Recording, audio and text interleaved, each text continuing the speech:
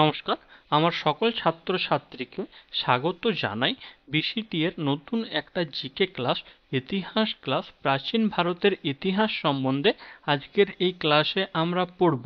তো তোদের প্রত্যেককে অনুরোধ করি, তোরা প্রত্যেকে খাতা পেন নিয়ে পারলে বসতে পারিস। আমি ক্লাসে যেগুলো বলবো বা যে ইনফরমেশনগুলো শেয়ার করব, তোরা সেগুলো খাতায় নোট করে নিতে পারবি এবং ক্লাসটা অবশ্যই মনোযোগ সহকারে শেষ পর্যন্ত দেখতে থাক। তো আজকে ক্লাসটা আমরা শুরু করি। এবং তোদেরকে বলে রাখি, আমার এই ক্লাসে আমার সঙ্গে আমার কিছু ছাত্রছাত্রী গুগল মিটের মাধ্যমে জয়েন আছে। তো তারাও কিন্তু এই ক্লাসটা করছে। তো তাদেরও উত্তর আমরা শুনবো, তাদের সঙ্গেই আমরা ক্লাসটা করব। এবং ইউটিউব থেকে তোরা যারা দেখছিস তারা কিন্তু প্রত্যেকে মনোযোগ সহকারে ক্লাসটা দেখতে থাক। ইতিহাস আমরা আজকে শুরু করব এবং এটা কিন্তু কোন রকম এমসিকিউ টাইপ ক্লাস না, এখানে ডিটেলস বলবো ইতিহাসের এবং মোস্ট ইম্পর্ট্যান্ট ক্লাস, ঠিক আছে? মোস্ট ইম্পর্ট্যান্ট ক্লাস আজকে। এই ক্লাসটা করার পর তোদের ইতিহাসের যে আমাদের প্রথম স্টার্টিংটা ক্লিয়ার থাকবে, দেন আমরা কিভাবে স্টেপ বাই স্টেপ ইতিহাসে আমরা ক্লাস করে করে যাব। এখান থেকে যে কোনো টাইপের এমসিকিউ কোশ্চেন এলে তোরা কিন্তু ক্লিয়ার করতে পারবি। কোনো রকম অসুবিধা হবে না। তো পুরো ক্লাসটাকে মনোযোগ সহকারে কর। হ্যাঁ, কোনো কোনো জায়গায় যদি মনে হয় যে নোট করব, নোট কর, ঠিক আছে? অবশ্যই আমি বলবো প্রত্যেকে যে ঘরে এক জায়গায় নিজে ফাঁকা জায়গায় বস, ফ্যামিলির সঙ্গে এমন না যে আমি অনলাইনে ক্লাস করছি মানে খেতে খেতে বসে গেলাম, বা আমি হয়তো অন্য কাজ করতে করতে কিংবা জাস্ট মোবাইল দিয়ে জয়েন আছি, তাহলে কোনো লাভ হবে কি না, ঠিক আছে? তো মনোযোগ সহকারে কর। দেখ, আমরা ইতিহাস, আমরা কথাটার সঙ্গে পরিচয় হই প্রথমে যে ইতিহাস জিনিসটা কি, ঠিক আছে? তো দেখ, এখানে আমাদের বলা আছে যে ইতিহাস শব্দের অর্থ হলো অতীতের ঘটনা বা ঘটনা পর্যবেক্ষণ ও বিশ্লেষণ। ঠিক আছে, তাহলে ইতিহাস শব্দের অর্থ কি? অতীতের কোনো ঘটনা বা ঘটনার পর্যবেক্ষণ ও বিশ্লেষণ। এটি এমন এক বিষয় যেখানে মানবজাতির অতীত কর্মকাণ্ড, সমাজ, সংস্কৃতি, রাজনৈতিক, অর্থনৈতিক অবস্থা ইত্যাদি বিভিন্ন দিকের অধ্যয়ন হয়। ঠিক আছে, তো আমাদের এখানে কি কি হচ্ছে? ইতিহাস শব্দের অর্থ অতীতের ঘটনা, আমরা অতীত সম্বন্ধে জানতে পারি ইতিহাস থেকে। অতীতের বিভিন্ন ঘটনা বা সেই ঘটনাগুলোকে পর্যবেক্ষণ বিশ্লেষণ করে সেই যে তথ্যটা, সেটাকেও আমরা ইতিহাস বলি। এটি এমন এক বিষয় যেখানে মানব জাতির কর্মকাণ্ড, ঠিক আছে, আগে মানুষ কেমন ছিল, তারা কীরকমভাবে জীবনযাপন করতো, হ্যাঁ, এইসব কর্মকাণ্ড, তাদের সমাজ জীবন কেমন ছিল, তাদের সংস্কৃতি কেমন ছিল, তাদের রাজনৈতিক অর্থনৈতিক অবস্থা কেমন ছিল, এই সমস্ত কিছু কিন্তু আমরা ইতিহাস থেকে জানতে পারি। ঠিক আছে, তাহলে আমরা প্রথমে এখানে চলাই যে ইতিহাস শব্দের উৎপত্তি গ্রিক শব্দ হিস্টোরিয়া থেকে। ইতিহাস শব্দের উৎপত্তি কি শব্দ? গ্রিক শব্দ। গ্রিক শব্দ হিস্টোরিয়া থেকে, যার মানে জ্ঞান বা অনুসন্ধান। ঠিক আছে, জ্ঞান বা অনুসন্ধান। হিস্টোরিয়া কথাটার মানে হচ্ছে জ্ঞান বা অনুসন্ধান। প্রাচীন গ্রিক দার্শনিক হেরোডোটাস ইতিহাসের প্রতিষ্ঠাতা হিসাবে পরিচিত। ইতিহাসের জনক বা ইতিহাসের প্রতিষ্ঠাতা কাকে বলা হয়, সেক্ষেত্রে যদি কোশ্চেন থাকে, সেটা আমরা হেরোডোটাসকে বলে থাকি। ক্লিয়ার? হেরোডোটাস, তিনি হচ্ছেন একজন গ্রিক দার্শনিক। কোন দেশের মানুষ? গ্রিক। গ্রিক দার্শনিক হেরোডোটাস হচ্ছে ইতিহাসের প্রতিষ্ঠাতা বা ইতিহাসের জনক। ইতিহাসের জনক, ফাদার অফ হিস্টোরি কাকে বলা হয়? হেরোডোটাসকে। কি জন্য বলা হয় সেটার কারণ এখানে দেওয়া আছে আমাদের। দেখ, কারণ তিনি ৫ম শতাব্দীতে তার বই ইতিহাস রচনা করেন। তিনি একটা ইতিহাস নাম দিয়ে একটা বই রচনা করেছিলেন। কত শতাব্দীতে? ৫ম শতাব্দীতে ইতিহাসের নামেই একটা বই রচনা করেন, যা এক ধরনের বিস্তারিত অনুসন্ধানমূলক কাহিনী ছিল অতীতের বিভিন্ন ঘটনার। ঠিক আছে, তো তিনি প্রথম অতীত সম্বন্ধে লেখা শুরু করেন ৫ম শতাব্দীতে। বইটার নাম ছিল ইতিহাস, যেখানে বিভিন্ন বিস্তারিত বিষয় অতীত সম্বন্ধে লেখা ছিল, বিভিন্ন ঘটনার। হেরোডোটাস মূলত যুদ্ধ, রাজনীতি, সাংস্কৃতিক পরিবর্তনের বিবরণ দিয়েছেন। ঠিক আছে, তাহলে হেরোডোটাস তার যে বই ইতিহাস নামক যে বই রচনা করেছিলেন, সেখানে বিভিন্ন অতীতের যুদ্ধ, রাজনীতি, সাংস্কৃতিক পরিবর্তনের বিবরণ দিয়েছিলেন।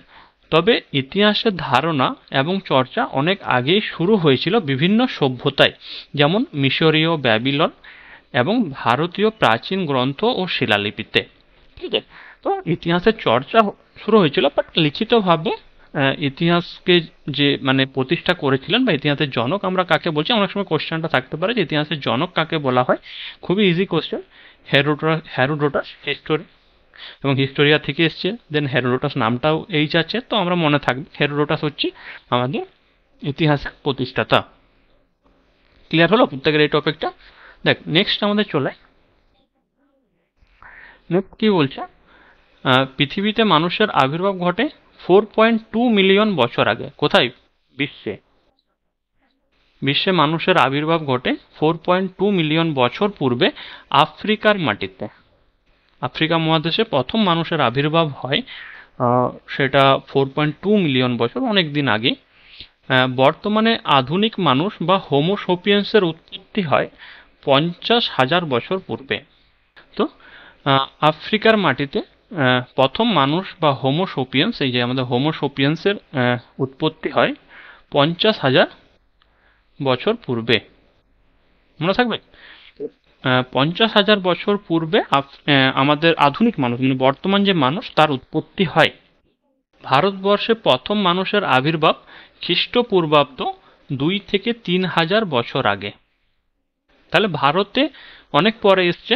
ঠিক আছে, আফ্রিকাতে প্রথম মানুষের উৎপত্তি সেটা 4.2 মিলিয়ন বছর আগে, এবং ভারতে আমাদের হোমো সোপিয়েন্সের উৎপত্তি হয় খ্রিস্টপূর্বাব্দ 2 থেকে 3 বছর আগে, বা বিশ্বে আধুনিক মানুষের উৎপত্তি হয় 50,000 বছর আগে। এগুলো কিন্তু সব আনুমানিক, ঠিক আছে, এখন যে পারফেক্ট 50,000 এরকম তো না। তো আনুমানিক 50,000 বছর পূর্বে বিশ্বে প্রথম মানুষের উৎপত্তি হয়, এবং ভারতে মানুষের আবির্ভাব হয় খ্রিস্টপূর্বাব্দ 2 থেকে 3,000 বছর আগে। মানুষের সৃষ্টির পর থেকে বর্তমানে সভ্য মানুষের বিবর্তন সময়কালকে দুটি ভাগে ভাগ করা হয়, যথা প্রস্তর যুগ এবং ধাতুর যুগ। ঠিক আছে, তাহলে দেখ মানুষ যখন প্রথমে এসেছিল তখন কি আর মানুষ এখনকার মতন সভ্য ছিল? এখন আমরা যেমন সভ্য একটা সমাজ ব্যবস্থা নিয়ে আমরা জীবনযাপন করি, মানুষ যখন প্রথম আসে তখন কিন্তু এতটা সভ্য ছিল না মানুষ। ঠিক আছে, মানুষ কি অ্যাকচুয়ালি কোথায় বলতে গেলে মানুষ অসভ্য ছিল। কিরকম? মানুষ বনে জঙ্গলে ঘুরে বেড়াতো, না খাওয়া দাওয়ার কোনো রকম ঠিক ছিল, নাকি ড্রেস পোশাকের ঠিক ছিল, না কোনো রকম ওদের লাইফ স্টাইল বলে কিছু ছিল কি না, থাকার ঠিক ছিল কিছু, কোনো রকম ভাবে কোনো রকম ওদের কিন্তু সভ্যতা ছিল না মানুষের মধ্যে। তো মানুষ যখন সভ্য হতে শিখলো তখন থেকে আমাদের সভ্যতা শুরু হলো।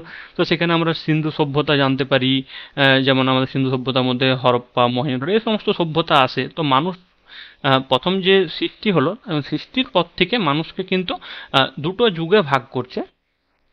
একটা হচ্ছে প্রস্তর যুগ এবং একটা হচ্ছে ধাতুর যুগ। প্রস্তর মানে পাথর। ঠিক আছে, মানুষ সৃষ্টির পর থেকে এই দুটো যুগে কিন্তু ইতিহাসকে ভাগ করা হচ্ছে। ঠিক আছে, ভারতীয় ইতিহাসকে।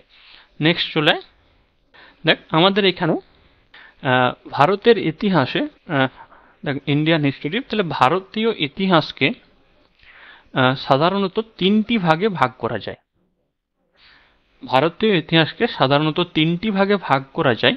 কি কি? একটা প্রাচীন ভারত, একটা মধ্যযুগের ভারত এবং আধুনিক ভারত। খুব ইম্পর্টেন্ট। আমরা এই তিনটা জিনিসকে দিয়ে আমরা ইন্ডিয়ান হিস্টোরি যে ইন্ডিয়ান হিস্টোরি সিলেবাস, ফুল ইন্ডিয়ান হিস্টোরি সিলেবাসে আমাদের এই তিনটা টপিকই থাকে। একটা হচ্ছে প্রাচীন ভারত, একটা মধ্যযুগের ভারত, একটা আধুনিক ভারত। পুরো হিস্টোরি এইটাতেই আমাদের ক্লিয়ার হয়। পুরো হিস্টোরি আমাদের এটা দিয়ে কিন্তু ক্লিয়ার হয়। বুঝতে পারছিস? তো আমরা কি কি বললাম? প্রাচীন ভারত, মধ্যযুগের ভারত এবং আধুনিক ভারত। ইন্ডিয়ান হিস্টোরিতে এই তিনটা পার্ট মেন, এগুলোই মূল পার্ট, প্রাচীন, মধ্যযুগ এবং আধুনিক। তো দেখ আমরা এখন আপাতত প্রথমে প্রাচীন ভারতটা পড়ি, এটা একটা সিলেবাস আছে পুরো, দেন মধ্যযুগের ভারত পড়বো, দেন আধুনিক ভারত পড়বো। তো আমরা শুরু করছি আজকে যে প্রাচীন ভারতের ইতিহাস। আমরা তিনটা ভাগ জানলাম, আমাদের ভারতের ইতিহাসের তিনটা ভাগ। ঠিক আছে, তিনটা ভাগের মধ্যে একটা হচ্ছে প্রাচীন, মধ্য এবং আধুনিক আমরা পড়বো। দেখ এখানে বড় বড় করে আমি লিখে দিয়েছি প্রাচীন ভারতের ইতিহাস। এখন ক্লাসটা মাঝখানে যে ভুলে যাবি তোরা কি পড়ছিস, তো মাথায় রাখবি যে আমরা আজকে ক্লাসে সম্পূর্ণ পড়ব প্রাচীন ভারতের ইতিহাস। হুম এবং মানুষ সৃষ্টির পর থেকে আমাদের কটা যুগে ভাগ করা হয়, মানুষ সৃষ্টি হয়েছে তখন থেকে ইতিহাসকে দুটো যুগে ভাগ করা হয়, একটা প্রস্তর যুগ, একটা ধাতুর যুগ। এখন আমরা ধাতুর যুগেই আছি, আমরা ধাতু ব্যবহার করতে জানি, বাট যখন মানুষ ধাতুর ব্যবহার জানতো না তখন মানুষ পাথরের ব্যবহার করতো, তো সেটা হচ্ছে প্রস্তর যুগ। বুঝতে পারছিস? তো আমরা প্রাচীন ভারতের ইতিহাস থেকে সমস্ত কিছু জানতে পারবো। হ্যাঁ, তো চলে আমাদের নেক্সট করে পরপর দেখ আমাদের প্রাগ ঐতিহাসিক যুগ বা প্রস্তর যুগ। প্রাচীন ভারতের ইতিহাসে পড়ছে ফার্স্ট পয়েন্ট যেটা প্রাগ ঐতিহাসিক যুগ বা প্রস্তর যুগ। এটার মধ্যে আমাদেরকে কি কি জানতে হবে? দেখ, প্রাচীন প্রস্তর যুগ, মধ্য প্রস্তর যুগ, নব্য প্রস্তর যুগ, তাম্র প্রস্তর যুগ এবং মেহেরগড় সভ্যতা। এই সিলেবাসটাতে আমাদের, আমি প্রথমে সিলেবাসটা বলে দিই আমাদের প্রাচীন ভারতের ইতিহাসে। তাহলে আমরা প্রাগ ঐতিহাসিক যুগ পড়ব। কার আন্ডারে পড়ছে এটা? প্রাচীন ভারতের ইতিহাস। আমরা কিন্তু পুরো ক্লাসে আজ প্রাচীন ভারতের ইতিহাস পড়ব, এটা যেমন কারো কনফিউশনে না থাকে, ঠিক আছে? কেউ ভাবিস না যে আমরা মধ্যযুগে পড়ছি বা আধুনিক যুগে পড়ছি। প্রাচীনে পড়বো আজ পুরো ক্লাস প্রাচীন ভারতের ইতিহাস। প্রাচীন ভারতের ইতিহাসে আমাদের প্রথম টপিক প্রাগ ঐতিহাসিক যুগ, যার মধ্যে পড়ে প্রাচীন প্রস্তর যুগ। দেখ, পাথরের যে যুগ, মানুষের প্রথম কেমন ধরনের অস্ত্র ব্যবহার করতো, কেমন জীবনযাপন ছিল, সেটা প্রাচীন প্রস্তর যুগ, যেটাকে আমরা প্যালিওলিথিক এজ বলে থাকি, যেটা 9000 খ্রিস্টপূর্বাব্দ পর্যন্ত ছিল। তারপরে মধ্য প্রস্তর যুগ, মেসোলিথিক এজ, নব্য প্রস্তর যুগ, নিওলিথিক এজ, তাম্র প্রস্তর যুগ, চ্যালকোলিথিক এজ, মেহেরগড় সভ্যতা। এগুলো আমাদের প্রাগ ঐতিহাসিক যুগ বা প্রস্তর যুগ এটার মধ্যে পড়ে, ঠিক আছে? তো এবার আমরা নেক্সট চলে, নেক্সট কি বলছে, তারপরে আমাদের কি আছে, সিন্ধু সভ্যতা। আমি সিলেবাসটা বলছি কিন্তু, ঠিক আছে? এখন আমি পড়াতে যাইনি। সিন্ধু সভ্যতা আমাদেরকে পড়তে হবে। সিন্ধু সভ্যতা আমাদেরকে পড়তে হবে। সিন্ধু সভ্যতা মানে ইন্ডাস ভ্যালি সিভিলাইজেশন। সিন্ধু সভ্যতা, ইন্ডাস ভ্যালি সিভিলাইজেশন। সিন্ধু সভ্যতার মধ্যে আমাদেরকে কি কি পড়তে হয়? হরপ্পা ও মহেঞ্জোদারো সভ্যতা পড়তে হয়, ঠিক আছে? তাদের নগর পরিকল্পনা, অর্থনীতি পড়তে হয় এবং এই যে সিন্ধু সভ্যতা পতনের কারণটা পড়তে হয়, ঠিক আছে? তো এটা গেল আমাদের সিন্ধু সভ্যতা। তারপরে চলে আসে সিন্ধু সভ্যতার পরে বৈদিক যুগ, ঠিক আছে? তো আমি আরেকবার তোদেরকে বলি, এটা আমাদের কিসের ইয়েতে আসছি আমরা, বল কেউ? প্রাগ ঐতিহাসিক যুগ, প্রাচীন ভারতের ইতিহাস। প্রথমে আমরা প্রাগ ঐতিহাসিক যুগ পড়ব, দেন আমরা সিন্ধু সভ্যতা পড়ব, দেন আমরা বৈদিক যুগ পড়ব, ঠিক আছে? এখানে মানুষ সভ্য হতে শিখলো, সিন্ধু সভ্যতা। এর আগে পর্যন্ত মানুষ কিন্তু সভ্য ছিল না। এখানে যে আমরা দেখতে পাচ্ছি, এখানে মানুষ কিন্তু তখনও সভ্য হয় নাই। তখন মানুষ কি বলবো, পাথরের ব্যবহার করতো, খাওয়া দাওয়া ঠিক ছিল না, বনে জঙ্গলে থাকতো। তখন না ওরা ঘর বাড়ি বানাতে পারতো, না ড্রেস পোশাক ঠিকঠাক পরতে পারতো, মানে এসব না ঠিক মতো কথা বলতে পারতো নিজেদের। এ সময় মানুষ একদমই একটা মানে একটা জন্তু জানোয়ারের মতো। যেমন আমরা যদি বনে জঙ্গলে কোনো জন্তু জানোয়ারকে দেখি, ধর আমরা যদি বনের বাঁদরকে দেখি, বা আমরা যদি বনের কোনো পশুকে দেখি, তাদের যেমন আচরণ, সেরকম ধরনের আচরণ ছিল কিন্তু এই প্রস্তর যুগে মানুষের, ঠিক আছে? তখন মানুষ কিন্তু পাথর ব্যবহার করত এবং তারা কিন্তু কোনো রকম সভ্য ছিল না, তাদের মধ্যে কোনো রকম কিন্তু ঘর বাড়ি এসব ছিল না। যখন তো মানুষ ঘর বাড়ি বানাতে শিখলো, হ্যাঁ, মানুষ একটু সভ্য হলো, ঠিক আছে? তখন থেকে আমাদের বিভিন্ন সভ্যতা শুরু হয়। তো সেই সভ্যতার মধ্যে আমাদের আসছে কি, প্রথমে তো প্রথম যে সভ্যতার আসছে সেটা হচ্ছে সিন্ধু সভ্যতা, ঠিক আছে? তো সিন্ধু সভ্যতা আমরা ডিটেলসে পড়বো, ঠিক আছে? তারপরে চলে আসছে বৈদিক যুগ, যেটা আমরা এখানে সিলেবাস আমাদের দেওয়া আছে প্রারম্ভিক বৈদিক যুগ এবং আর্যদের আগমন, হ্যাঁ, সমাজ, অর্থনীতি, ধর্ম এবং সংস্কৃতি, উত্তর বৈদিক যুগ, বর্ণ ব্যবস্থা, ধর্মীয় পরিবর্তন, সমস্ত ডিটেলস কিন্তু আমাদেরকে এই চ্যাপ্টার থেকে আমাদেরকে পড়তে হবে। তারপরে কি আছে, মহাজনপদ, যেটাকে আমরা এখানে লেখা আছে মহাজনীপদ ও ধর্মের বিকাশ। হ্যাঁ, ষোড়শ মহাজনী পদ বা ষোড়শ মহাজন পদ আমরা জানি, ঠিক আছে।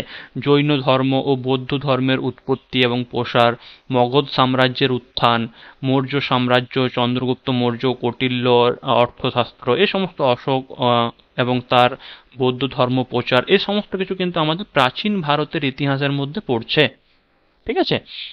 তারপরে নেক্সটে আয় আমাদের, দেখ, পরবর্তী মৌর্য যুগ, শুঙ্গ, কুষাণ, সাতবাহন রাজবংশ, আমাদের যে বিভিন্ন রাজবংশগুলো ছিল সেই রাজবংশ সম্বন্ধে জানবো, ঠিক আছে। শুঙ্গ, কুষাণ, সাতবাহন রাজবংশ, তারপরে গুপ্ত সাম্রাজ্য, প্রশাসন, অর্থনীতি, ধর্ম এবং সংস্কৃতি, স্বর্ণযুগ, সাহিত্য, বিজ্ঞান, শিল্পকলা, তারপরে পরবর্তী প্রাচীন যুগ, হর্ষবর্ধন, পাল, চোল, চের এবং পাণ্ড্য রাজবংশ, ঠিক আছে। তো এত দূর পর্যন্ত আমাদের কিন্তু তোর কি আছে, এটা পুরো সিলেবাসটা হচ্ছে আমাদের কিসের, প্রাচীন, আমি লিখে দিচ্ছি, প্রাচীন ভারতের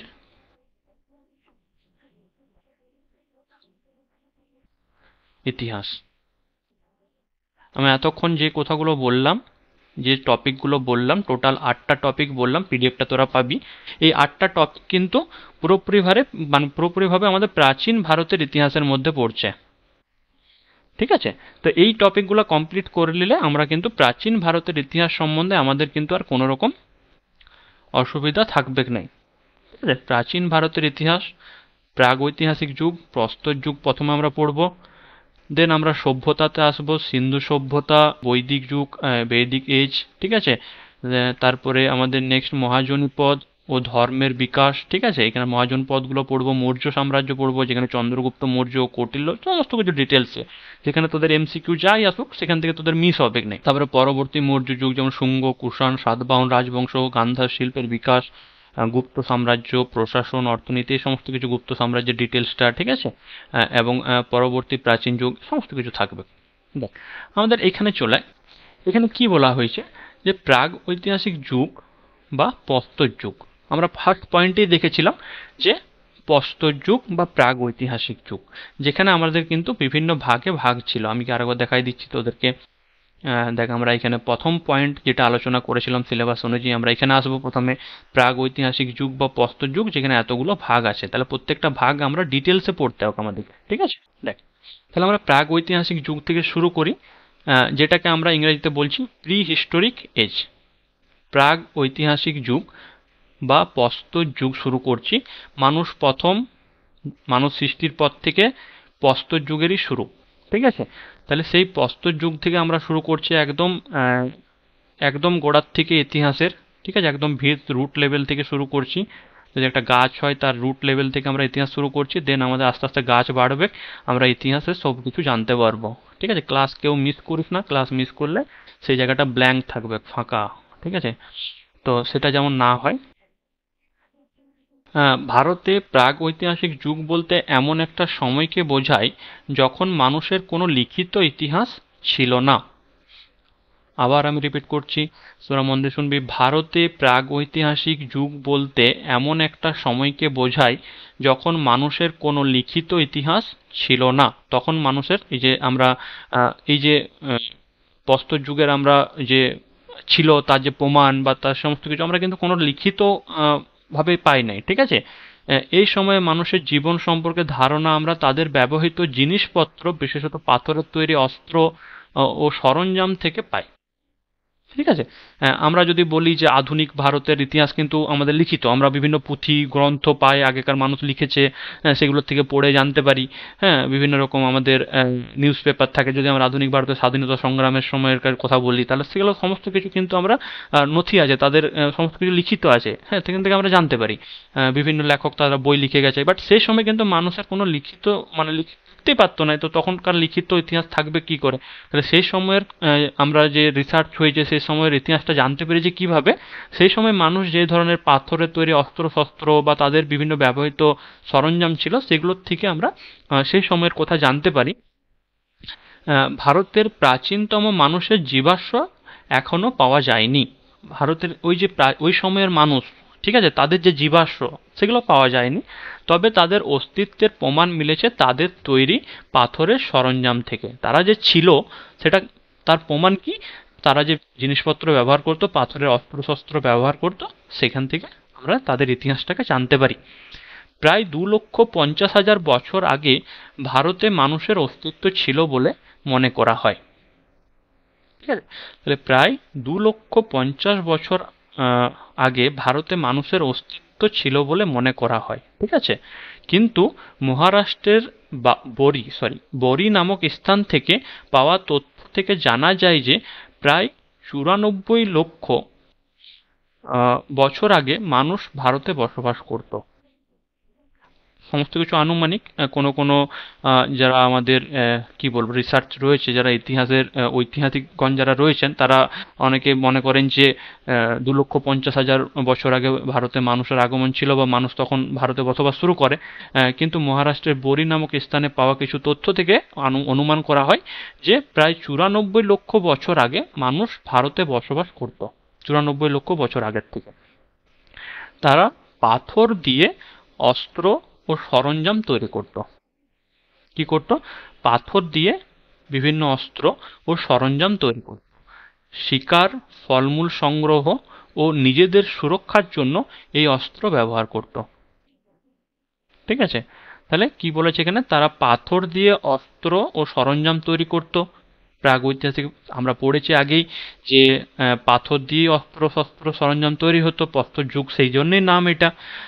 তাছাড়াও আমাদের শিকার করা, ফলমূল সংগ্রহ এসব করার জন্য, মানে যে শিকারের কাজে তারা সেই অস্ত্রগুলোকে ব্যবহার করত। ঠিক আছে, তারা যে খাবার খেত, কাঁচা মাংস খেত, তো শিকার করতে হতো, তাহলে শিকারের জন্য তারা সেই পাথরের তৈরি অস্ত্র ব্যবহার করত। ফলমূল কাটার জন্য তারা সেই অস্ত্র ব্যবহার করত, বুঝতে পারছিস তো? ফল সংগ্রহের জন্য কিন্তু সেই অস্ত্র ব্যবহার করা হতো, নিজেদের সুরক্ষার জন্য তারা কিন্তু সেই ধরনের অস্ত্রকে ব্যবহার করত।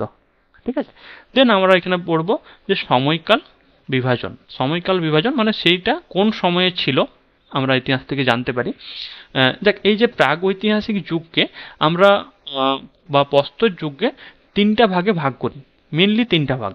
ঠিক আছে, মেনলি এটা তিনটা ভাগ। একটা হচ্ছে প্রাচীন প্রস্তর যুগ, একটা মধ্য প্রস্তর যুগ, একটা নব্য প্রস্তর যুগ।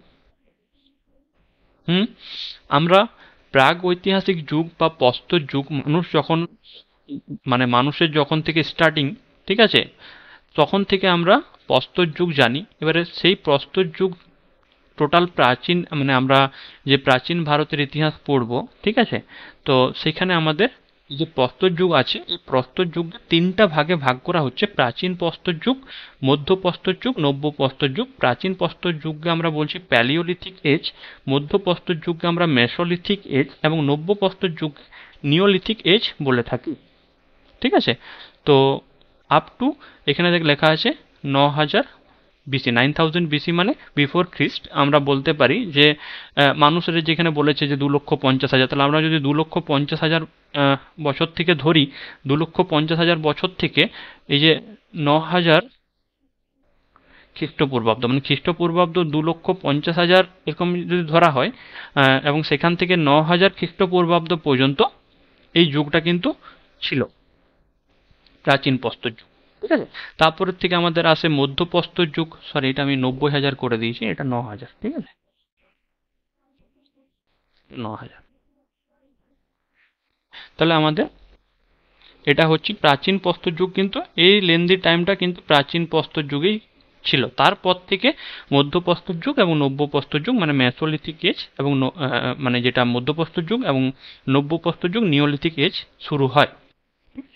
নেক্সট আমাদের চলে, দেখ এখানটা ক্লিয়ার হলো প্রত্যেকের কি কি বললাম, প্রত্যেকটা পয়েন্টকে একবার নিজেরা চোখ বোলাইলে।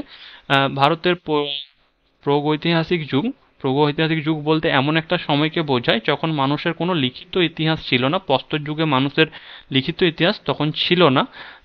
এই সময়ের মানুষের জীবন সম্পর্কে ধারণা আমরা তাদের ব্যবহৃত জিনিসপত্র, বিশেষত পাথরের অস্ত্র সরঞ্জাম থেকে পাই। 2,50,000 বছর আগে ভারতে মানুষের অস্তিত্ব ছিল বলে মনে করা হয়। অনেকে মনে করে যে 94 লক্ষ বছর আগে মানুষ বসবাস করতো ভারতে। ঠিক আছে, এবং তারা যে অস্ত্রগুলো ব্যবহার করতো পাথর দিয়ে, ফলমূল শিকার, ফলমূল সংগ্রহ, নিজেদের সুরক্ষার জন্য ব্যবহার করতো। ঠিক আছে, এবং এই সময়কে প্রাগৈতিহাসিক যুগ। প্রাগৈতিহাসিক যুগে আমরা বা প্রস্তর যুগকে তিনটা ভাগে ভাগ করি, একটা প্রাচীন প্রস্তর যুগ, একটা মধ্য প্রস্তর যুগ এবং নব্য প্রস্তর যুগ, এই তিনটা ভাগে ভাগ করে থাকি। নেক্সট চলে, তাহলে আমরা প্রথমে পড়ব প্রাচীন প্রস্তর যুগ, প্যালকোলিথিক এজ। ঠিক আছে, প্রাচীন প্রস্তর যুগ কেমন ছিল, সেই সময়ে মানুষের জীবনযাপন কেমন ছিল, সেই যুগের বৈশিষ্ট্য কী ছিল, এবং সেটা এই যে আমি বললাম আপ টু 9000 BC, 9000 খ্রিস্টপূর্বাব্দ পর্যন্ত এই যুগটা কিন্তু স্থায়ী ছিল।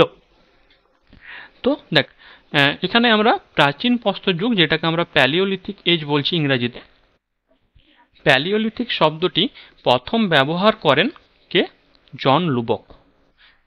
ইম্পর্টেন্ট কোশ্চেন থাকতে পারে এমসিকিউতে। প্যালিওলিথিক শব্দটি প্রথম ব্যবহার করেন জন লুবক। এই যুগের মানুষেরা বিরাট আয়তনের পাথরের হাতিয়ার ব্যবহার করত। কি করতো মানুষ? তখন কিন্তু বড় বড় পাথরকে ব্যবহার করতো হাতিয়ার হিসাবে। তখন হাতিয়ারকে কোনো রকম মানে কি আকৃতি দেওয়ার ক্ষমতাও মানুষের মধ্যে ছিল না, বা সেই ধরনের বুদ্ধি মানুষের মধ্যে তখনও আসেনি। ঠিক আছে, তখন কি করতো? বড় বড় পাথর ব্যবহার করতো যে কোনো কাজে। ঠিক আছে, সেগুলোকে হাতিয়ার হিসাবে ব্যবহার করতো। এইসব হাতিয়ারের কোনো মসৃণতা কিংবা সৌন্দর্য ছিল না, কোনো রকম মসৃণ বা ধারালো ছিল না, বা কোনো রকম সৌন্দর্য ছিল না। বড় বড় পাথরকে মানুষ কিন্তু ব্যবহার করতো হাতিয়ার হিসাবে। মূলত কোয়ার্সাইট পাথর দ্বারা এসব অস্ত্র শস্ত্র নির্মাণ করা হতো। মূলত কোয়ার্সাইট পাথর দ্বারা এইসব অস্ত্র শস্ত্র নির্মাণ করা হতো, তাই এই যুগের মানুষকে কোয়ার্সাইট মানুষ বলা হতো। ঠিক আছে, কি বলা হয়েছে? দেখ, এই সমস্ত যে অস্ত্রগুলো মানুষ ব্যবহার করত, সেগুলো কিন্তু কোয়ার্সাইট পাথর ম্যাক্সিমাম থাকতো। তাহলে কোয়ার্সাইট পাথর থাকার জন্য সেই সেই যুগের মানুষকে কোয়ার্সাইট মানুষও বলা হয়। তাহলে এখানে যদি কোশ্চেন থাকে যে কোয়ার্সাইট মানুষ কোন যুগের মানুষকে বলা হয়, তখন আমাদের উত্তর হবে প্রাচীন প্রস্তর যুগের মানুষকে কোয়ার্সাইট মানুষ বলা হয়। এই প্রাচীন প্রস্তর যুগকে আমরা প্যালিওলিথিক এজ বলে থাকি, এবং এটা কতদিন স্থায়ী ছিল? 9000 খ্রিস্টপূর্বাব্দ পর্যন্ত। ঠিক আছে, খ্রিস্টপূর্বাব্দ। তাহলে 9000 খ্রিস্টপূর্বাব্দ পর্যন্ত আমাদের প্রাচীন প্রস্তর যুগ স্থায়ী ছিল, এটা ডিটেলসটা বললাম। এবং দেখ, প্রাচীন প্রস্তর যুগের মানুষেরা একটি মাত্র হাতিয়ার দিয়ে মাংস কাটা, কাঠ কাটা কিংবা শিকারের কাজ চালাতো। ঠিক আছে, একই ধরনের বা একটি অস্ত্র দিয়েই কিন্তু সমস্ত কাজ করতো। তখন কিন্তু অস্ত্রের আর ভ্যারাইটি ছিল না যে বিভিন্ন রকম অস্ত্রের জন্য। সেই মানুষ যখন প্রথম আর কি মানুষ প্রথম যখন ভারতে বসবাস শুরু করে, সেই সময়কার কথাগুলো কিন্তু। তো এখানে মানে প্রায় আমরা বলতে পারি যে 2,50,000 বছর আগে আনুমানিক। তো এতদিন আগে মানুষ কেমন ছিল সেটা এখানে বলা হচ্ছে। তো তারা এক ধরনের অস্ত্রকে মাংস কাটা, যেটাতে ওরা খাবার কাটতো, সেটাতেই ওরা কাঠও কাটতো, আবার সেটাতে শিকার করতো। ঠিক আছে, সমস্ত কাজই কিন্তু সেই অস্ত্রই ব্যবহার করতো। সেই অস্ত্রটি কী ছিল? হাত কুঠার। হাত কুঠার ব্যবহার করা শুরু হয়েছিল কোন সময়? প্রাচীন প্রস্তর যুগে। হাত কুঠার মানুষ ব্যবহার করা শুরু করে কোন যুগে? প্রাচীন প্রস্তর যুগ। এই যুগের বৈশিষ্ট্য দেখ, আমাদের কিছু দেওয়া আছে। যেমন বিরাট আয়তনের হাতিয়ার ব্যবহার করত। বিরাট বড় বড় মানে কি বলবো, বড় বড় আকৃতির পাথর মানুষ ব্যবহার করত। স্থায়ী বাসস্থান ছিল না মানুষের, কোনো রকম স্থায়ী বাসস্থান কিন্তু ছিল না। মূলত যাযাবর জীবনযাপন করত, যেখানে থাকতো সেখানেই খেত, সেখানেই ঘুরতো, এরকম। মানে মানুষের যে স্থায়ী ঘর দুয়ার এরকম ধরনের কিছু ছিল না তখন। এই যুগের মানুষ ছিল খাদ্য সংগ্রাহক। বুঝতে পারছি, এই যুগের মানুষ খাদ্য সংগ্রহ মানে তখন মানুষের মানে খাবার সংগ্রহ করাটাই মূল উদ্দেশ্য। তাদের জীবনযাপন বা তাদের নিজেদের উন্নতি এ ধরনের তাদের মানে কোনো রকম ইয়ে ছিল না। খাবার সংগ্রহ করে বেঁচে থাকাই তাদের প্রধান উদ্দেশ্য। সেই জন্য এই যুগের মানুষকে খাদ্য সংগ্রাহক বলা হয়। খাদ্য উৎপাদনের ক্ষমতা তাদের মধ্যে ছিল না। ঠিক আছে, তাহলে খাদ্য সংগ্রাহক মানে খাবার জোগাড় করে খেত। কোনো রকম খাদ্য উৎপাদন মানে আর চাষবাস শুরু করতে পারতো না তখন, চাষ শুরু হয়নি। ঠিক আছে, চাষ করতে পারলে তখন আমরা মানুষকে বলতে পারি যে খাদ্য উৎপাদন করতে আমরা শিখেছি। তখন মানুষ ওই বনে জঙ্গলে ফল যা পেত, ঠিক আছে, কোনো পশু প্রাণীকে মেরে তাদের মাংস খেত, কাঁচা মাংস, এই সমস্ত কিন্তু আমরা এই যে প্রাচীন প্রস্তর যুগের মানুষের মধ্যে এই সমস্ত নিদর্শনগুলো দেখতে পাই। পশুর মাংস, বনের ফল, লতা গুল্ম ইত্যাদি খেয়ে জীবন ধারণ করতো তারা। দেখেন পরিষ্কার লেখাই আছে পশুর মাংস, বনের ফল, লতা পাতা, বিভিন্ন ধরনের গাছের ফল, এই সমস্ত খেয়েই মানুষের জীবন ধারণ চলতো তখন। প্রাচীন প্রস্তর যুগে মানুষের অস্ত্র কি ছিল? হাত কুঠার, কাটারি এবং চাষনি, এই ধরনের অস্ত্র মানুষ ব্যবহার করত। প্রধানত হাত কুঠার, যেটা আমরা পড়লাম। কোন কোন স্থানে এই যুগটা বেশি দেখা যেত, মানে এই যুগ মানুষ এখানে, মানে এই ধরনের মানুষ কোন কোন জায়গায় বেশি বসবাস করত? সেটা হচ্ছে বোলান উপত্যকা, যেটা মধ্যপ্রদেশে, ভীমবেটকা মধ্যপ্রদেশ, সোন, নর্মদা ও তুঙ্গভদ্রা নদী উপত্যকায় বা সোহান উপত্যকায়, যেটা পশ্চিম পাঞ্জাব, এই জায়গাগুলোতে কিন্তু এই ধরনের মানুষের নিদর্শন বেশি পাওয়া গেছে। ঠিক আছে, সেটা কোথায়? বোলান উপত্যকা মধ্যপ্রদেশ, ভীমবেটকা মধ্যপ্রদেশ, সোন, নর্মদা ও তুঙ্গভদ্রা উপত্যকায়, এবং সোহান উপত্যকায়, যেটা পশ্চিম পাঞ্জাবে, এই সব মানুষের নিদর্শন পাওয়া গেছে। তো এগুলো একটু পড়ে নিবি, আমি তাও বলে দিলাম। ঠিক আছে, এখান থেকেও কোশ্চেন থাকে। সময়কাল, প্রাচীন প্রস্তর যুগের সময়কাল আমি বলেই দিলাম, আনুমানিক 9000 খ্রিস্টপূর্বাব্দ ভারতবর্ষে এই যুগের শেষ হয়। মানে আনুমানিক 9000 খ্রিস্টপূর্বাব্দে, মানে 2050 থেকে আমরা যদি ধরি, 2,50,000 থেকে যদি আমরা ধরি, 2,50,000 থেকে 9000 খ্রিস্টপূর্বাব্দ। খ্রিস্টপূর্বাব্দ মানে সবাই জানিস তো? এবার নাহলে এখানে কনফিউশন হয়ে যাবে যে বেশির থেকে কমে কি করে আসছে। বুঝতে পেরেছিস তো? যদি জানিস তবে বেটার, যদি না জানিস তো আমাকে বলতে পারিস হ্যান্ড রেজ করে যে খ্রিস্টপূর্বাব্দ জিনিসটা কি। যীশুখ্রিস্টের জন্মের আগের সাল, যীশুখ্রিস্ট যে সাল থেকে জন্ম হচ্ছে সেখান থেকে যদি আমরা 1 সাল গণনা করি, তো আমরা যীশুখ্রিস্টের জন্মের পরে আমরা চলে এসেছি আজকে 2024 সালে। দেন আর কটা দিন পর আমরা 2025-এও চলে আসবো। বাট যীশুখ্রিস্টের জন্মের 2.5 লক্ষ বছর আগে, ঠিক আছে, 2.5 লক্ষ বছর আগে মানুষ ভারতবর্ষে বসবাস শুরু করে, এবং 2.5 লক্ষ বছর আগের থেকে 9000 বছর আগে পর্যন্ত। বুঝতে পেরেছিস? তাহলে এটা তো মাইনাসই হবে, মানে এটা তো কমের দিকে আসবে। যীশুখ্রিস্টের জন্মের 9000 বছর আগে পর্যন্ত এবং যীশুখ্রিস্টের জন্মের 2.5 লক্ষ বছর আগে পর্যন্ত। বুঝতে পারছিস? তাহলে এই সময় মানুষের আবির্ভাব ঘটে ভারতবর্ষে 2.5 লক্ষ বছর আগে খ্রিস্টপূর্বাব্দ, এবং 9000 খ্রিস্টপূর্বাব্দ পর্যন্ত এই প্রাচীন প্রস্তর যুগ কিন্তু আমাদের স্থায়ী ছিল ভারতবর্ষে, এবং 9000 খ্রিস্টপূর্বাব্দের পরে আমাদের কিন্তু প্রাচীন প্রস্তর যুগের অবসান হয়। নেক্সট আমরা চলে, তারপর আমাদের মধ্যপ্রস্তর যুগ আমরা দেখতে পাই তারপরে, যেটাকে আমরা মধ্যপ্রস্তর যুগ বা মেসোলিথিক এজ বলে থাকি, যেটা 9000 খ্রিস্টপূর্বাব্দ, 9000 বিসি বিফোর খ্রিস্ট থেকে 4000 খ্রিস্টপূর্বাব্দ অর্থাৎ বিফোর খ্রিস্ট, 9000 বিসি থেকে 4000 বিসি পর্যন্ত এই যুগের মানুষেরা, মানে এই যুগের মানুষ দেখতে পেয়ে যেত। তাহলে এখানে আমাদের ডিটেলসটা কি বলা যায়, দেখ এই যুগের সময়কালটা কি,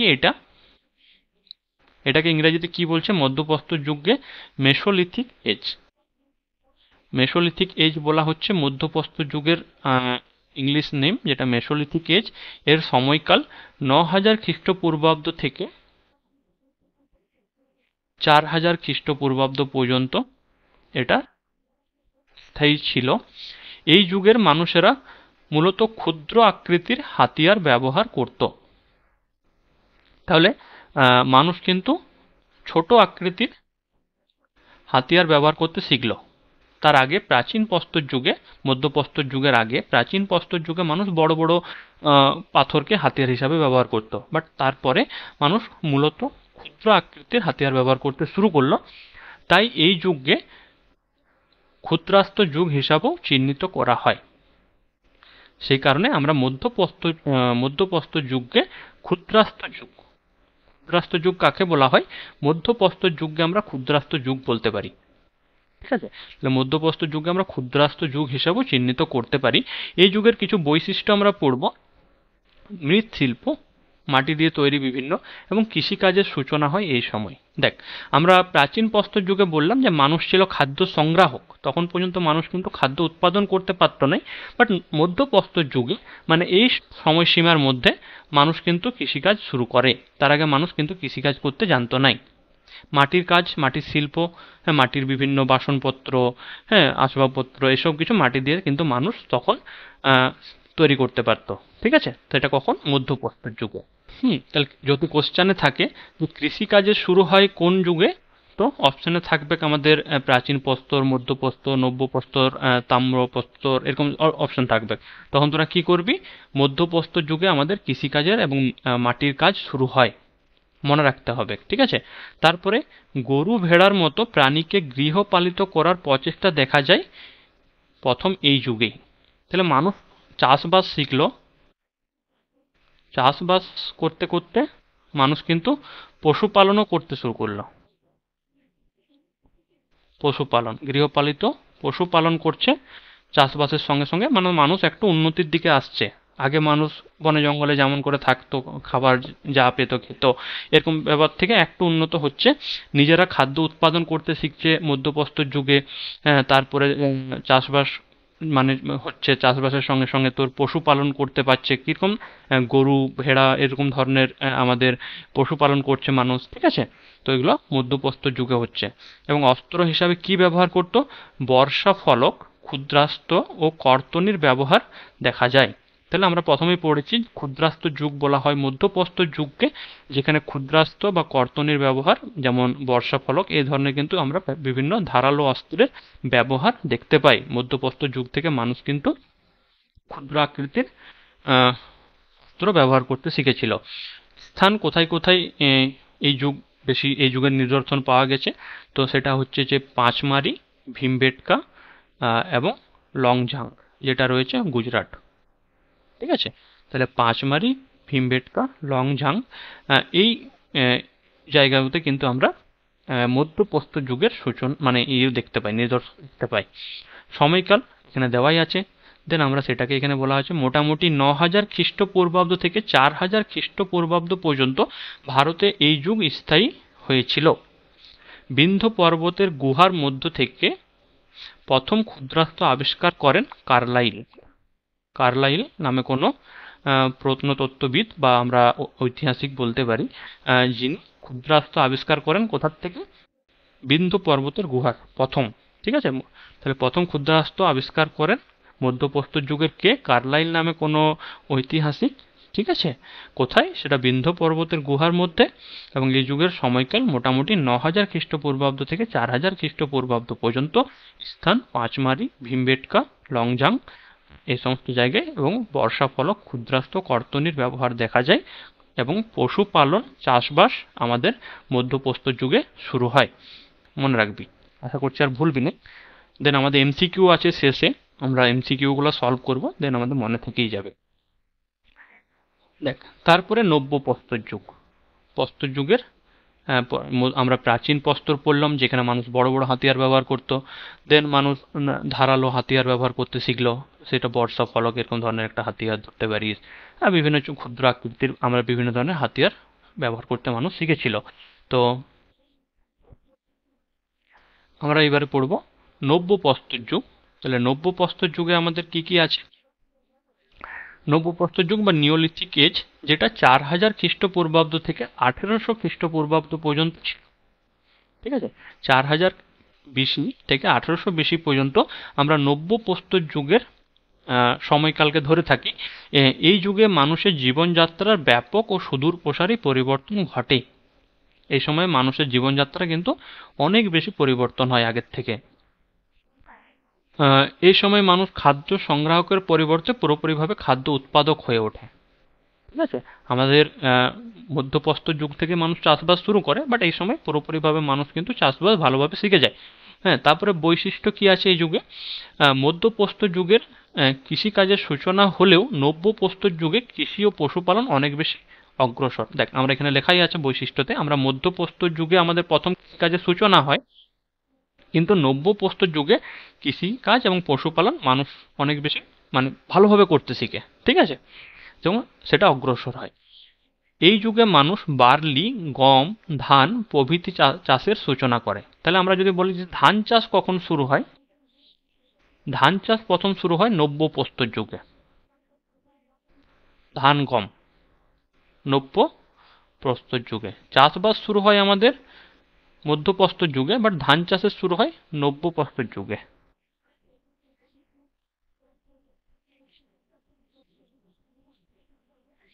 ক্লিয়ার? সেটা ধান হোক, গম হোক বা বার্লি প্রভৃতি চাষের সূচনা করে। তারপরে কুমোরের চাকা আবিষ্কার হয় এবং আগুনের ব্যাপক ব্যবহার লক্ষ্য করা যায়। মানুষ চাকা দিয়ে এই যে মৃৎশিল্পের যে আবিষ্কার হয়েছিল আমাদের মধ্যপ্রস্তর যুগে, সেটাকে আরো উন্নত করার জন্য কুমোরের চাকা আবিষ্কার করা হয়। এবং আগুনের ব্যবহার মানুষ কখন শিখে প্রথম? নব্যপ্রস্তর যুগে। কোশ্চেন থাকে যে কোন যুগে মানুষ আগুনের ব্যবহার শিখে? তার আগে মানুষ কিন্তু আগুনের ব্যবহার জানতো না। আগুনের ব্যবহার শিখে নব্যপ্রস্তর যুগে। সেটা আমরা ছোটবেলাতেও ইতিহাসে পড়েছি যে আমরা পাথরে পাথরে ঠোকা দিয়ে বা কাঠে কাঠে ঘষে মানুষ তখন কিন্তু আগুন জ্বালাতে শিখেছিল। সেটা নব্যপ্রস্তর যুগে।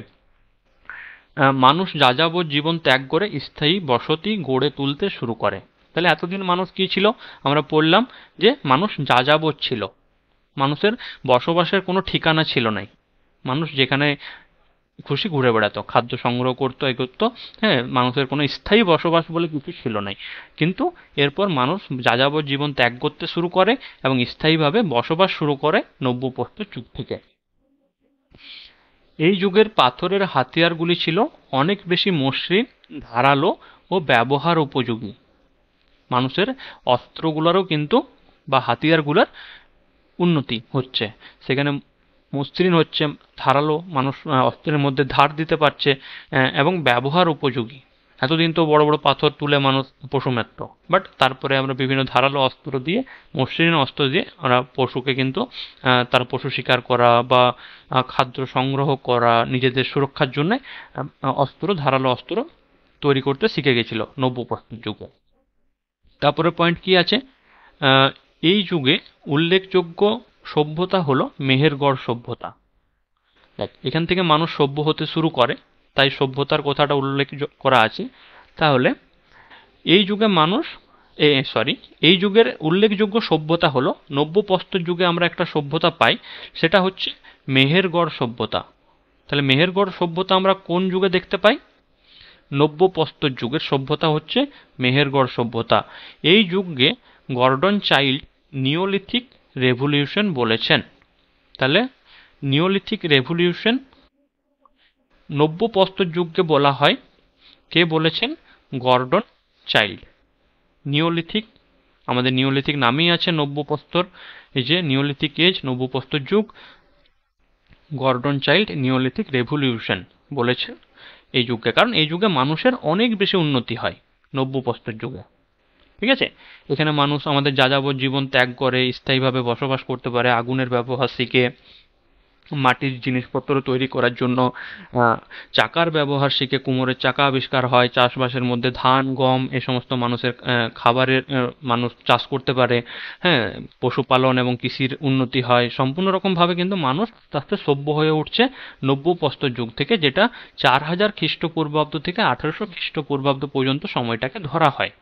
ঠিক আছে, এখানে অস্ত্র শস্ত্র সম্বন্ধে তো এখানে বলেই দিলাম। দেন মসৃণ ধারালো ছুরি, বর্ষা প্রভৃতি কিন্তু মানুষ ব্যবহার করতে পারত সেই সময়।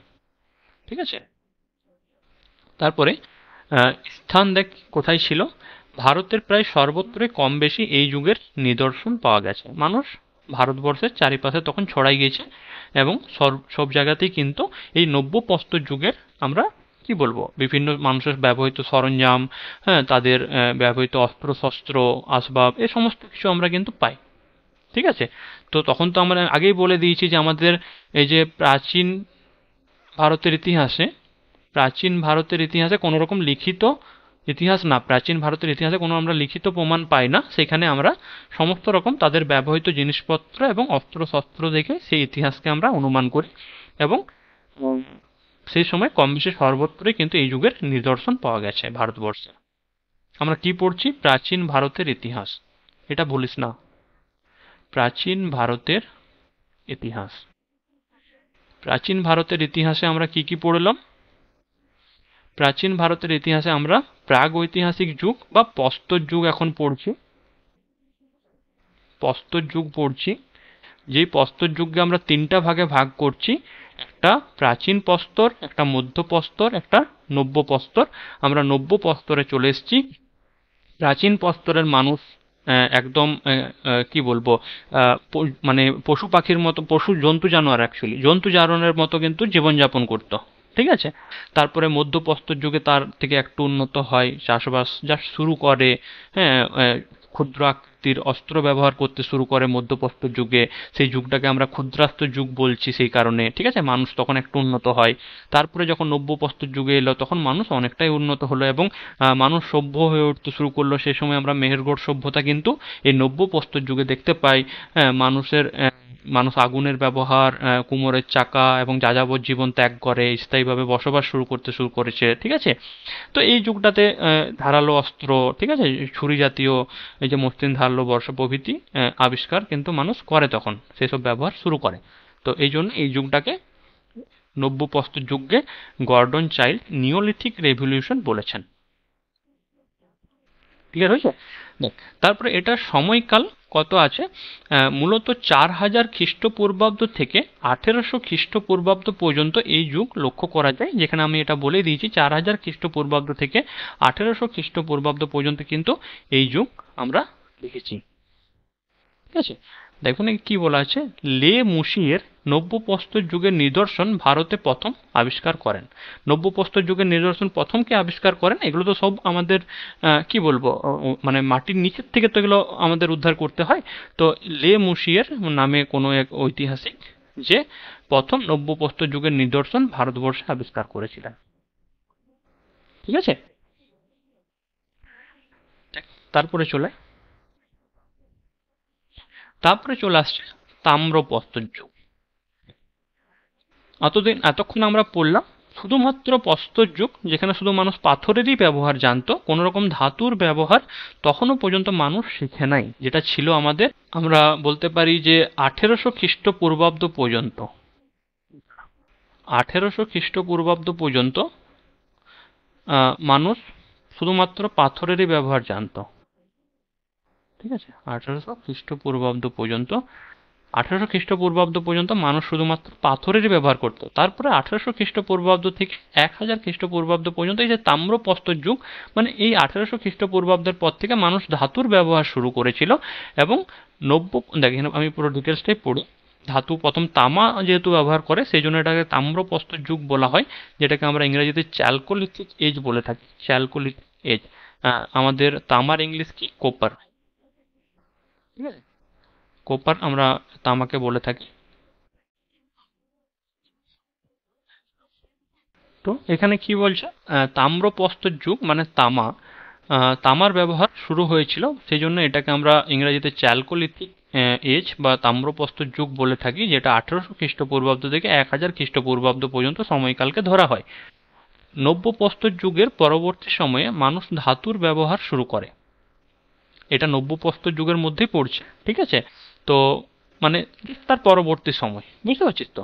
তো নব্যপ্রস্তর যুগের পরবর্তী সময়ে মানুষ ধাতুর ব্যবহার শুরু করে এবং প্রথম ধাতু হিসাবে তামা ও ব্রোঞ্জের ব্যবহার প্রচলন হয়। জাস্ট নব্যপ্রস্তর যুগ শেষ হয়েছে, তারপরেই যে সময়টা, সেখানে মানুষ তামার ব্যবহার শুরু করে। ঠিক আছে, এবং প্রথম ধাতু যদি বলা হয় সেক্ষেত্রে তামা অ্যান্ড ব্রোঞ্জ। তামাটা যদি অপশানে থাকে এবং ব্রোঞ্জও যদি অপশানে থাকে, তো আমরা তামাটাকেই অ্যান্সার করব। ঠিক আছে, তাহলে মানুষ যে প্রথম ধাতু ব্যবহার করে সেটা হচ্ছে তামা।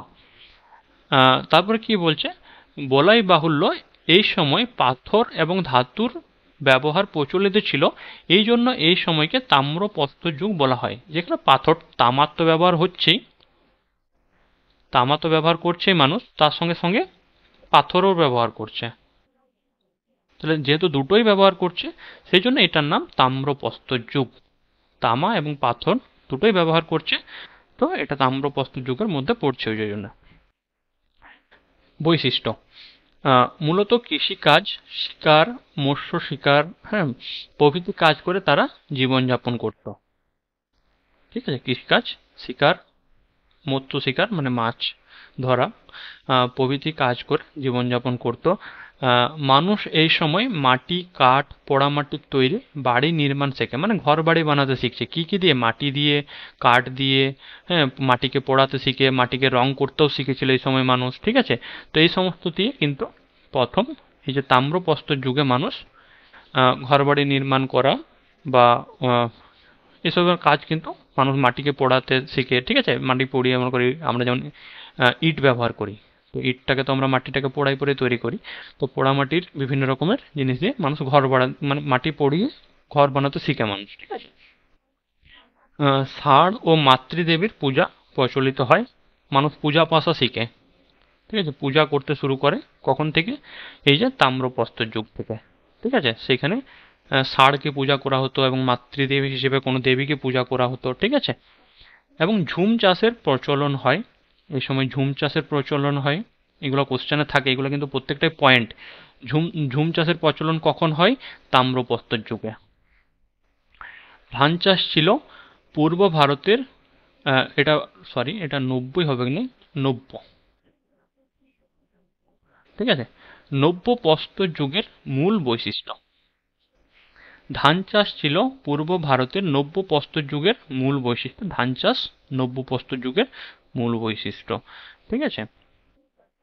স্থান: ছোটনাগপুর মালভূমি থেকে গাঙ্গেয় উপত্যকা পর্যন্ত এই যুগের বৈশিষ্ট্য লক্ষ্য করা গেছে, ঠিক আছে? আমি যেভাবে আলোচনা করে দিলাম তোদের অনেকটা মনে থাকবে, বাট এই যে নামগুলো, স্থান কোথায়, এইগুলো একটু পড়ে রাখবি, যে অনেক সময় দিয়ে যায় যে আমাদের তাম্রপ্রস্তর যুগ কোন জায়গার মধ্যে ছিল বা স্থায়ী ছিল, সেখানে হয়তো অপশন থাকলো ছোটনাগপুর বা আরো অন্য কিছু থাকলো, তখন তোকে ছোটনাগপুর অপশনটাকে কিন্তু অ্যান্সার করে আসতে হবে। তো ছোটনাগপুর মালভূমি গাঙ্গেয় উপত্যকা পর্যন্ত এই যুগের বৈশিষ্ট্য লক্ষ্য করা গেছে।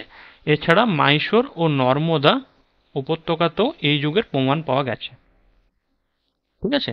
কোথায় কোথায়? ছোটনাগপুর মালভূমি, গাঙ্গেয় উপত্যকা, মাইশোর ও নর্মদা উপত্যকা, ঠিক আছে? এই জায়গাতে তাম্রপ্রস্তর যুগের প্রমাণ পাওয়া গেছে। অস্ত্র কি ব্যবহার করতো মানুষ? বাটালি, কুঠার, হারপুন, এরকম ধরনের অস্ত্র মানুষ ব্যবহার করত। বাটালি, কুঠার, হারপুন নামক অস্ত্র এ সময় মানুষ ব্যবহার করত। সময়কাল কোন সময়ের মধ্যে মানে এটা ছিল, এখানে বলে দিয়েছে 1800 খ্রিস্টপূর্বাব্দ থেকে পূর্বাব্দ থেকে 1000 খ্রিস্টপূর্বাব্দ। তাহলে এখানে কি লেখা আছে? মূলত 1800 খ্রিস্টপূর্বাব্দ থেকে 1000 খ্রিস্টপূর্বাব্দ পর্যন্ত ভারতে লক্ষ্য করা যায় এই যুগকে। তামা আবিষ্কারের পরপরই তামার সঙ্গে টিন ধাতু মিশিয়ে, তাহলে তামা সঙ্গে টিন মিশিয়ে ব্রোঞ্জ তৈরি করা হয়, ঠিক আছে? তাহলে তামা, টিন, ব্রোঞ্জ এই সমস্ত কিছু কিন্তু তাম্রপ্রস্তর যুগে আমরা শিখি। যদি আমাদেরকে জিজ্ঞেস করা হয় যে কত খ্রিস্টপূর্বাব্দে আমাদের তামার ব্যবহার শুরু হয়, তাহলে 1800 খ্রিস্টপূর্বাব্দে আমাদের তামার ব্যবহার শুরু হয়, ঠিক আছে? এবং তামার সঙ্গে টিন মিশিয়ে ব্রোঞ্জ তৈরি করা হয়, এবং এই সময় ব্রোঞ্জের ব্যবহার উল্লেখযোগ্যভাবে লক্ষ্য করা যায়। ব্রোঞ্জের ব্যবহার ভালো রকমভাবে ব্যবহার শুরু হয় ব্রোঞ্জের। এরপর আসে লৌহ যুগ। তখন মানুষ লোহার ব্যবহার জানতো না। এখন আমরা যেমন লোহার ব্যবহার জানি, তখন মানুষ লোহার ব্যবহার জানতো না। তাম্রপ্রস্তর যুগের পর ব্রোঞ্জ, টিন এ সমস্ত কিছু এসে যাওয়ার পর আমাদের আসে লৌহ যুগ, ঠিক আছে? এই তো ক্লিয়ার হলো প্রত্যেকে? হ্যান্ড রেজ কর, যদি কারো কিছু প্রবলেম আছে আমাকে বলতে পারিস। হুম? কারো যদি কোনো জায়গাতে বুঝতে কিছু ডাউট হচ্ছে আমাকে বল, আমি সেই জায়গাটাকে রিপিট বলবো। সোমনাথ, নয়ন, নিরঞ্জন, সব ঠিক আছে? ঠিক আছে। হ্যাঁ দাদা, ঠিক আছে। মানে আমি বুঝাতে পারছি তো? ওটাই জানতে চাইছি তোদের থেকে। হ্যাঁ রে, ঠিক, ঠিক, ঠিক আছে, হ্যাঁ স্যার। ঠিক আছে। হ্যাঁ, ঠিক দেখ, আছে। আমরা তারপরে চলে আসি লৌহ যুগ। তাহলে আমাদের তাম্রপ্রস্তর যুগ শেষ। তাহলে মানুষ পাথর ব্যবহার শিখলো। পাথর ব্যবহার করতে করতে বড় বড় পাথর ছিল প্রথমে, ঠিক আছে? জন্তু জানোয়ার মারার জন্য বড় বড় পাথর ছুঁড়ে মানুষ মারতো জন্তু জানোয়ারকে। তারপর মানুষ ধারালো, তীক্ষ্ণ, মানে তারপরে ছোট ধরনের অস্ত্র, তারপরে সেগুলোকে ধারালো করতে শিখলো, ঠিক আছে? তারপর মানুষ মাটির পাত্র, মাটির বিভিন্ন মাটির শিল্প শিখলো, ঠিক আছে? কুমোরের চাকা আবিষ্কার, আগুন আবিষ্কার, চাষবাস, পশুপালন। আস্তে আস্তে মানুষ কিন্তু বিভিন্ন যুগে বিভিন্ন কাজ শিখে শিখে আসছে, ঠিক আছে? প্রাচীন প্রস্তর যুগে মানুষ একদমই অসভ্য ছিল। সেই সময় মানুষের কোনো রকম কিন্তু ইয়ে ছিল না, মানে কি বলবো, প্রাচীন প্রস্তর যুগে মানুষের না কোনো রকম বাসস্থান ছিল না, মানুষ কৃষিকাজ করতে পারতো না, কোনো যে অস্ত্র ব্যবহার করতো তার মধ্যে কোনো ধারালোর ব্যাপার ছিল, এরকম কিছু ছিল না। মানুষ জাস্ট কোনো রকমের খাদ্য সংগ্রহ করে বেঁচে থাকতো। তাম্রপ্রস্তর যুগের সূচনার পরবর্তী সময়ে লোহা আবিষ্কৃত হয়।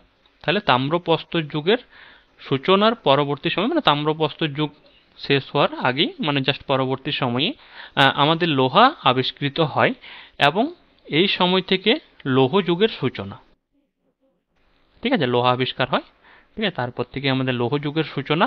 মানে আমরা বলতে পারি যে 1000 খ্রিস্টপূর্বাব্দের পর থেকে এখন বর্তমান সময় পর্যন্ত কিন্তু আমাদের লৌহ যুগের সূচনা, লৌহ যুগ আমরা বলতে পারি। ঠিক আছে, আয়রন এজ। ঠিক আছে, নামগুলো মনে রাখবি। আমরা তাম্রপ্রস্তর যুগ যেটা বললাম সেটা ছিল আমাদের চ্যালকোলিথিক এজ। ঠিক আছে, লৌহ যুগ আয়রন এজ। কিন্তু জেনে রাখা ভালো, ভারতবর্ষে সর্বত্র তামা কিংবা ব্রোঞ্জ যুগের যুগ অথবা লৌহ যুগের সূচনা একই সময় হয়নি। ঠিক আছে, তামা ব্রোঞ্জ এবং লোহা একসময় হয়নি। আমরা প্রথমে তামা ব্রোঞ্জ, তারপর আস্তে আস্তে এগুলো এসছি পরপর।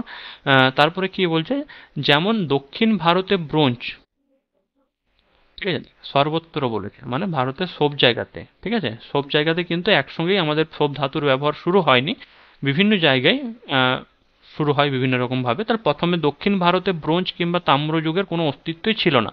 ভারতবর্ষ তো আর ছোট না, তখন ভারতবর্ষের অনেক বড় বড় মানে এখন যেমন ভারতবর্ষ ছোট মানে অনেকটা ডিভাইডেড হয়ে গেছে, তখন কিন্তু ভারতবর্ষ এত ছোট ছিল না, ভারতবর্ষ আরো বড় ছিল।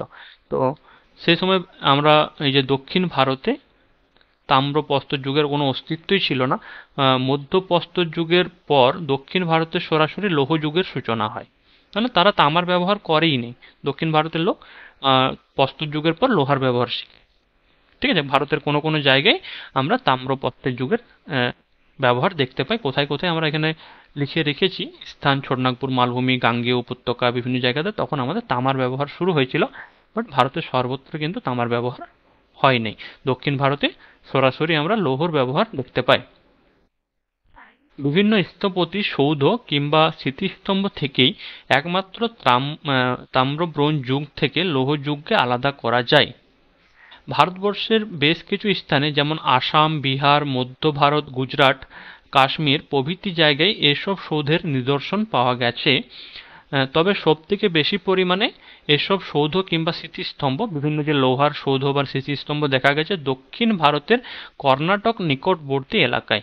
দক্ষিণ ভারতে লৌহ যুগের বেশি নিদর্শন পাওয়া গেছে। তাছাড়াও আমরা আসাম, বিহার, গুজরাট বিভিন্ন জায়গায় লৌহ যুগের বিভিন্ন যে কি বলবো স্মৃতিসৌধ বা স্মৃতিস্তম্ভ আমরা এগুলো কিন্তু দেখতে পাই। মানে বিভিন্ন রকমের সরঞ্জাম আমরা কিন্তু লৌহ যুগের পেয়ে থাকি এই সমস্ত জায়গা থেকে। ঠিক আছে, দক্ষিণ ভারতের কর্ণাটক। হ্যাঁ, তাহলে ধাতু যুগের সূচনার থেকে এই লৌহ যুগের সূচনা পর্যন্ত সময়কালকে প্রায় ঐতিহাসিক যুগ বলা হয়। তো আপাতত মেন মেন টপিক যেগুলো মনে রাখবি আমি আরেকবার হাইলাইট করে দিচ্ছি তোদেরকে। দেখ, আমাদের প্রাচীন ভারতের ইতিহাস আমরা পড়ছি। প্রাচীন ভারত বা প্রাচীন ভারতের মধ্যে আমাদের এত বড় একটা সিলেবাস আছে। প্রাচীন ভারতটা জাস্ট আমরা একটা পার্ট পড়লাম আজকে। প্রাচীন ভারতের ইতিহাসের আমরা আজকে জাস্ট এই পার্টটাকে পড়লাম। প্রাচীন ভারতের ইতিহাসের এই পার্টটাকে আমরা আজকে জাস্ট পড়লাম। তাও আমাদের মেহেরগড় সভ্যতা এখনো পড়ি নাই, এটা আমরা পরের ক্লাসে করব। আমরা জাস্ট পড়লাম প্রাচীন প্রস্তর যুগ, মধ্য প্রস্তর যুগ, নব্য প্রস্তর যুগ এবং তাম্র প্রস্তর যুগ, এবং তার সঙ্গে লৌহ যুগটা আমরা করলাম। ঠিক আছে, লৌহ যুগ। তো এগুলো আমরা পড়লাম। প্রাগৈতিহাসিক যুগ বা প্রস্তর যুগটাকে আমরা পুরোপুরি এখানে এই পর্যন্ত করলাম। মেহেরগড় সভ্যতা আমাদের এই যুগের মধ্যেই পড়ে, নব্য প্রস্তর যুগেরই একটা সভ্যতা মেহেরগড় সভ্যতা আমি টপিকে আলোচনা করেছি। তো সেটা আমরা পরের ক্লাসে আলোচনা করব। আপাতত তাহলে আমরা বুঝতে পারলি প্রস্তর যুগ। তাহলে প্রস্তর যুগকে আমরা প্রধানত তিনটা ভাগে ভাগ করছি, একটা প্রাচীন প্রস্তর, মধ্য প্রস্তর এবং নব্য প্রস্তর, প্রধানত তিনটা। দেন আমাদের তামার ব্যবহার বা লোহার ব্যবহার যখন আসে তখন সেগুলো তাম্র প্রস্তর যুগ, লৌহ যুগ, সেগুলো তো রয়েছে। তো তারপরে আমাদের টপিক সিন্ধু সভ্যতা, এগুলো আছে পরবর্তী টপিক আমরা আসবো। এগুলো সিলেবাসের মধ্যে আমি মানে রেখে দিয়েছি যাতে তোদের সিলেবাসটা ক্লিয়ার থাকে। তারপরে আমাদের প্রথম চলে আসছি প্রাগৈতিহাসিক যুগ বা প্রস্তর যুগের। এখানে আমরা কিছু কথা বলেছি। দেন আমরা সেই সময়গুলোকে তিনটা ভাগে ভাগ, প্রাচীন প্রস্তর, মধ্য প্রস্তর, নব্য প্রস্তর, হ্যাঁ, তিনটা ভাগে ভাগ করে আমরা প্রাচীন প্রস্তর সম্বন্ধে বা প্যালিওলিথিক এজ সম্বন্ধে আলোচনা করলাম। ঠিক আছে, প্যালিওলিথিক এজ সম্বন্ধে যেমন আমরা প্রথম এটা প্রাচীন প্রস্তর যুগ, যেটা 9000 খ্রিস্টপূর্বাব্দ পর্যন্ত ছিল। কোয়ার্জাইট পাথর মানুষ ব্যবহার করতো, সেই জন্য এই যুগের মানুষকে কোয়ার্জাইট মানুষ বলা হয়। ঠিক আছে, এই সময়ের প্রধান অস্ত্র যেটা ছিল সেটা হাত কুঠার। ঠিক আছে, বৈশিষ্ট্য বড় বড় আয়তনের হাতিয়ার, বিরাট আয়তনের হাতিয়ার ব্যবহার করত। স্থায়ী বাসস্থান ছিল না, মূলত যাযাবর জীবনযাপন করত। এই যুগের মানুষ খাদ্য সংগ্রাহক, মানে খাদ্য উৎপাদন করতে পারতো না, কোন রকমের খাদ্য সংগ্রহ করে বেঁচে থাকতো। হ্যাঁ, পশুর মাংস, বনের ফল, লতা পাতা, যে লতাগুল্ম ইত্যাদি খেয়ে জীবন ধারণ করতো। হ্যাঁ, তাহলে এটা আমাদের প্রাচীন প্রস্তর যুগ পড়ছি। অস্ত্র, হাতকুঠার, কাঠারি, ছাঁচনি স্থান এগুলো ছিল বোলান উপত্যকা, ভীমবেটকা, সোন, নর্মদা ও তুঙ্গভদ্রা উপত্যকা, সোহান উপত্যকা। এই সময় কিন্তু এই সমস্ত জায়গাতে প্রাচীন প্রস্তর যুগের নিদর্শন পাওয়া গেছে। সময়কাল আনুমানিক 9000 খ্রিস্টপূর্বাব্দ পর্যন্ত এই যুগ ছিল। ঠিক আছে, তারপরেই আমাদের মধ্যপ্রস্তর যুগ, যেটাকে আমরা মেসোলিথিক এজ বলছি, যেটা 9000 খ্রিস্টপূর্বাব্দ থেকে 4000 খ্রিস্টপূর্বাব্দ পর্যন্ত স্থায়ী ছিল।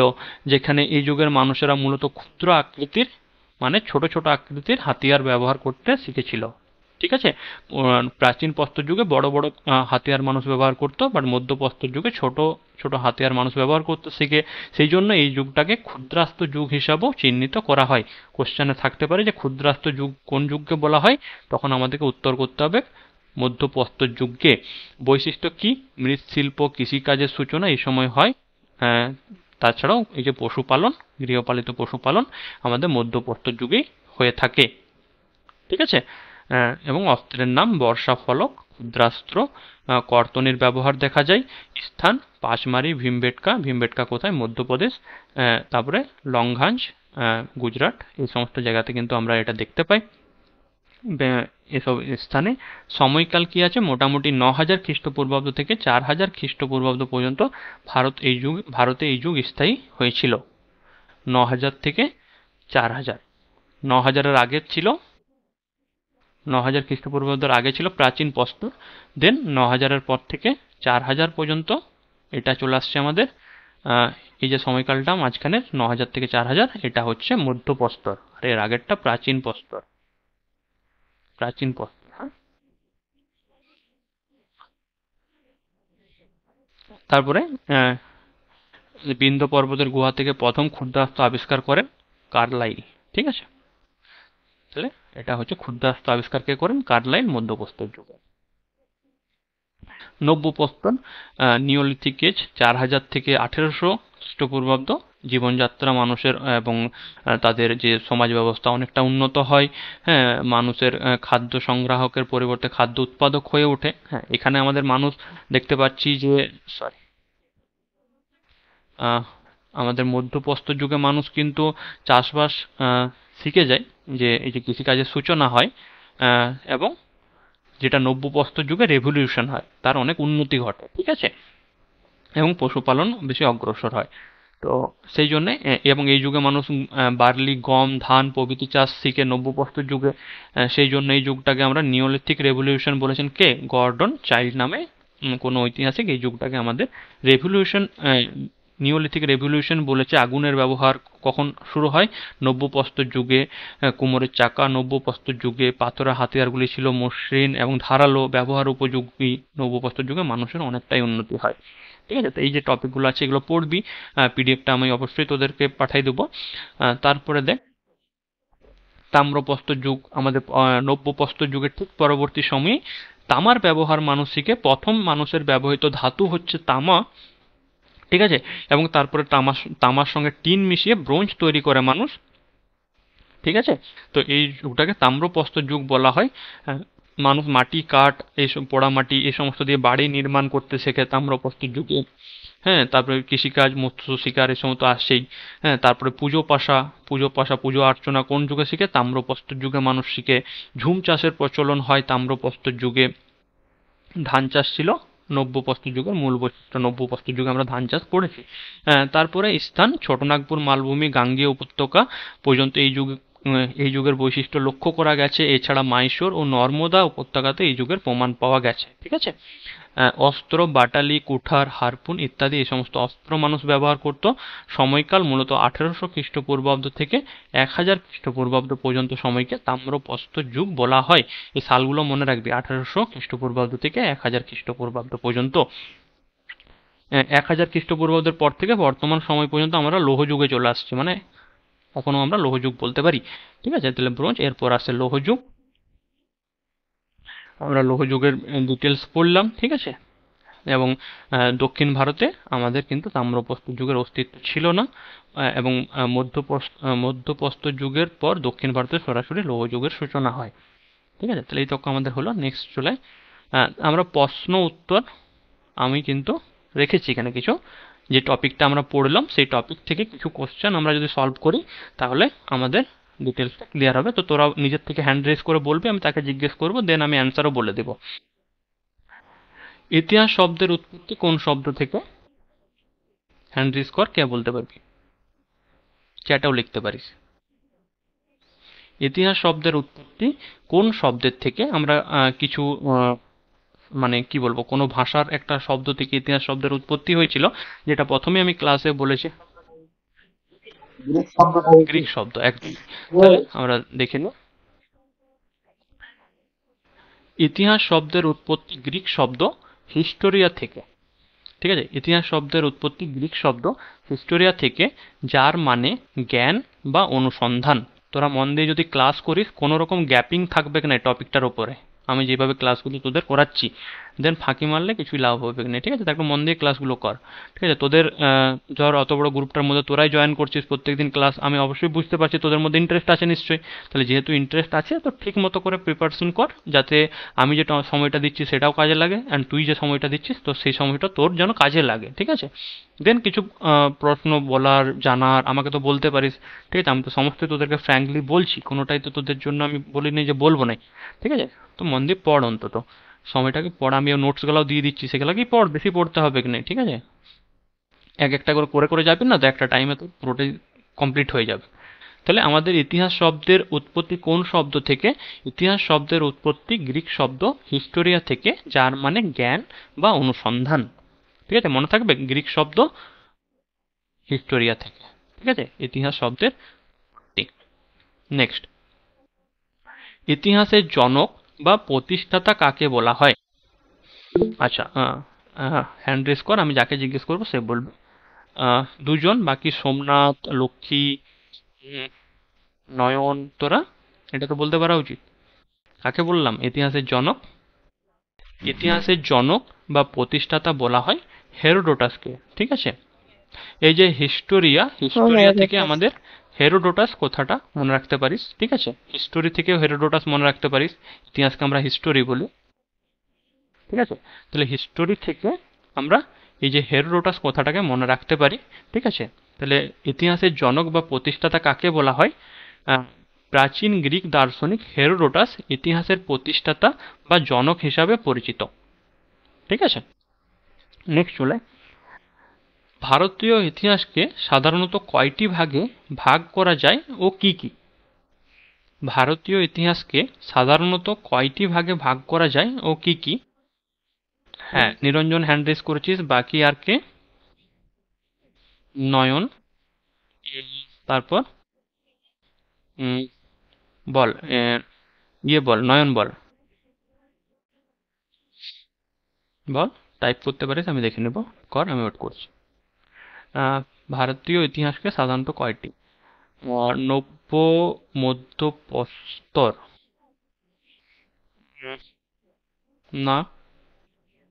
তিন ভাগে ভাগ করা যায়, কিন্তু একটা কি প্রাচীন ইতিহাস, কি মধ্যকালীন একদম ইতিহাস, একদম তাকে একদম। আধুনিক ইতিহাস, আশা আমরা করছি। আজকে পড়ছি প্রাচীন ভারতের ইতিহাস। আমরা আজ পড়ছি প্রাচীন ভারতের ইতিহাস, যেটা সিলেবাস আমি তোদেরকে দেখালাম। ঠিক আছে, প্রাচীন ভারতের ইতিহাস আমরা পড়ছি। তারপরে আমরা পড়ব মধ্য। ঠিক আছে, তারপরে আমরা পড়ব আধুনিক। ঠিক আছে, তাহলে এই তিনটা আমরা এখানে অ্যান্সার দেখতে পাবো।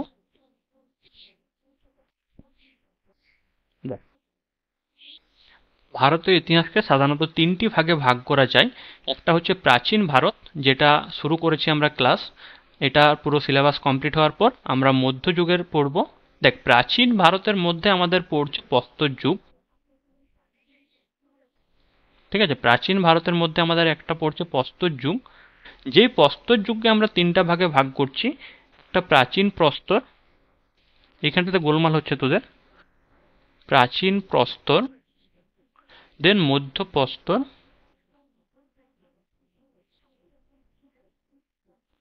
তারপরে নব্য প্রস্তর।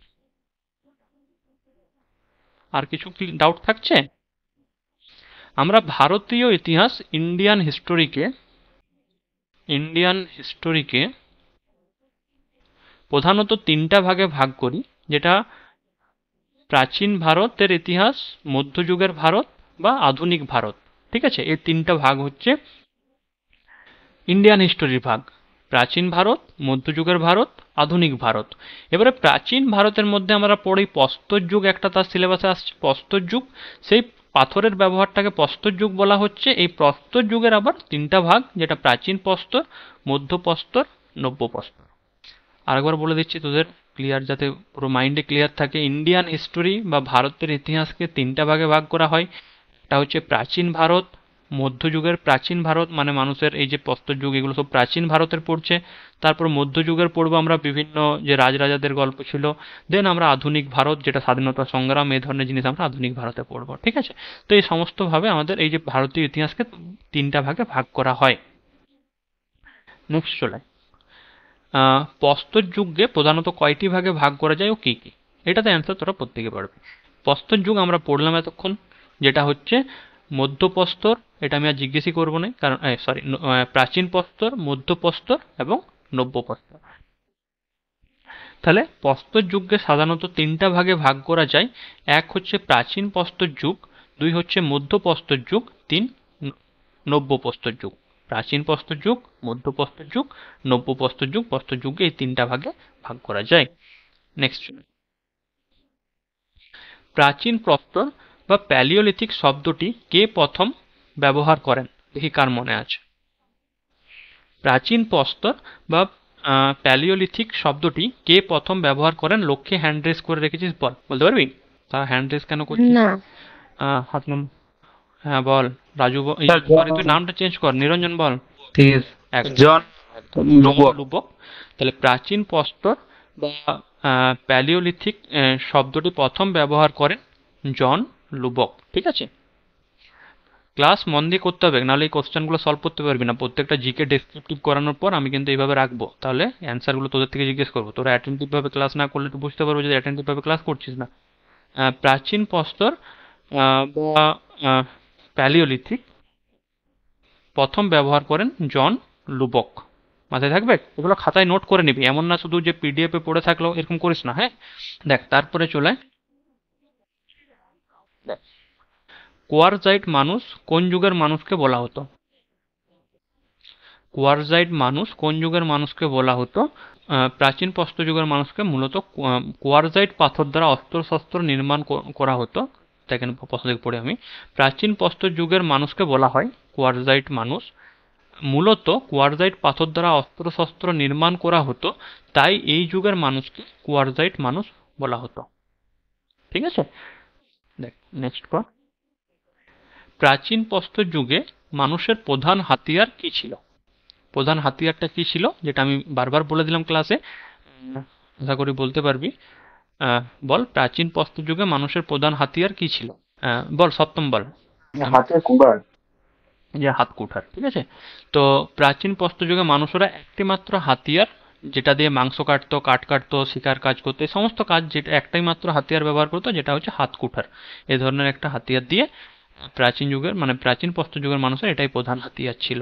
ঠিক আছে, দেখ তারপরে, আনুমানিক কত খ্রিস্টাব্দে প্রাচীন প্রস্তর যুগের শেষ হয়? প্রাচীন প্রস্তর যুগ শেষ হয়েছিল কত খ্রিস্টাব্দে? বল, সপ্তম বল। মাইক অন নাই তোর, লক্ষ্য বলতে পারবি? হুম, না, আজ আমি ক্লাসটা ঠিকমতো করাই হয়নি। ক্লাস কর ঠিক করে। হ্যাঁ, করা হয়নি, পিডিএফটাও দিয়ে দেবো। পিডিএফটা দিয়ে দিও। পিডিএফটাও দিয়ে দেবো।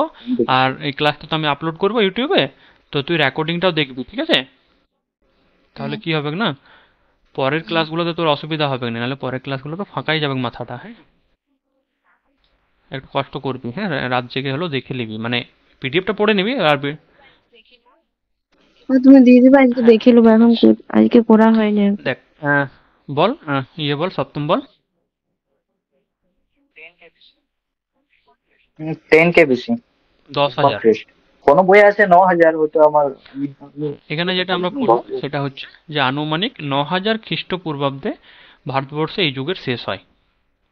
মানে এই যে আমরা 2,50,000 বছর পূর্ব থেকে আমরা বলতে পারি যে 9,000 খ্রিস্টপূর্বাব্দ পর্যন্ত এই যুগ ছিল। ঠিক আছে, এই যুগ আনুমানিক ধরা হয় যে এই যুগে এই সময় মানে আর কি মানুষের আবির্ভাব ঘটে ভারতবর্ষে 2,50,000 থেকে 9,000 খ্রিস্টপূর্বাব্দ পর্যন্ত প্রাচীন প্রস্তর যুগ আমাদের স্থায়ী ছিল। ক্ষুদ্রাস্ত যুগ কোন যুগকে বলা হয়? খুবই সহজ, এটা প্রত্যেকেরই পারবে আশা করছি। নিরঞ্জন বল। দেখ, মধ্যপ্রস্তর যুগকে ক্ষুদ্রাস্ত যুগ হিসাবে চিহ্নিত করা হয়। ঠিক আছে, মধ্যপ্রস্তর যুগকে ক্ষুদ্রাস্ত যুগ হিসাবে চিহ্নিত করা হয়। দেখ, মধ্যপ্রস্তর যুগের সময়সীমা কত ছিল? মধ্যপ্রস্তর যুগের সময়সীমা আমরা দেখলাম যে 9,000 থেকে 4,000। আমি বলে দিলাম এটা অ্যান্সার। 9,000 থেকে 4,000 খ্রিস্টপূর্বাব্দ পর্যন্ত ভারতে এই যুগ স্থায়ী হয়েছিল। ঠিক আছে, নেক্সট স্লাইডে চলে।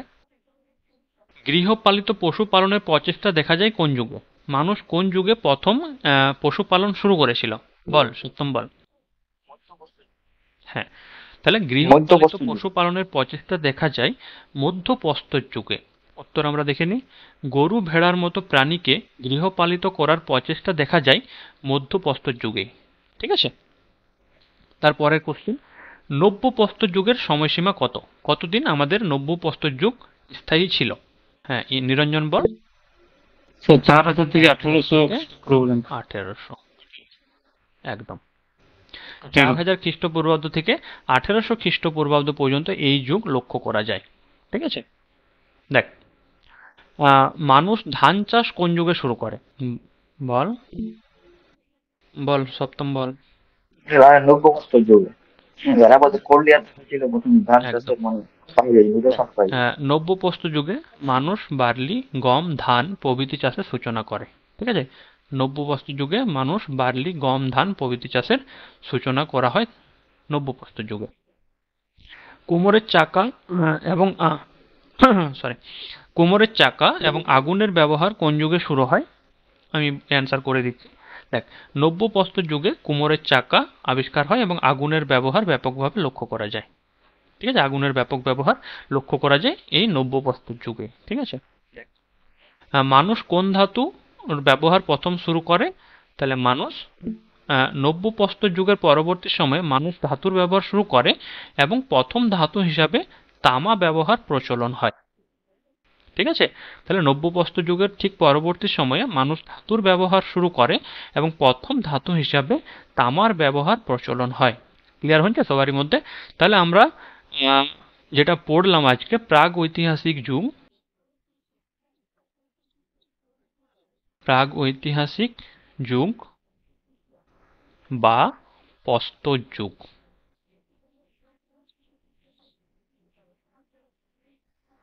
ঠিক আছে, প্রাচীন ভারতের ইতিহাসের একটা টপিক আমাদের হলো যেটা প্রাগৈতিহাসিক যুগ বা প্রস্তর যুগ। এটার পিডিএফটা দেওয়া থাকবে। এখানে যে কোশ্চেনগুলো আছে এগুলো আমি নিজের থেকে বেছে বেছে রেখেছি। তাছাড়াও এখানে আমাদের যেগুলো আছে সেখানেও কিন্তু আমরা অনেক কোশ্চেন পাবো। সেগুলো আমরা পুরো টপিকটা যখন ক্লিয়ারভাবে পড়বো, ছোটো ছোটো অনেক জিনিস আছে এবং এগুলোকে খাতাতে লিখবো, নিজে পড়বো, তাহলে এই টপিকটা থেকে যে কোনো কোশ্চেনই এলে আমরা অ্যান্সার করে দিতে পারবো। ঠিক আছে, তো আজকে আমাদের ক্লাসটা এই পর্যন্তই ছিল। So tata, good night. ভালো করে পড়াশোনা কর এবং প্রত্যেক দিন ক্লাসগুলোকে অ্যাটেন্ড কর। Tata, good night.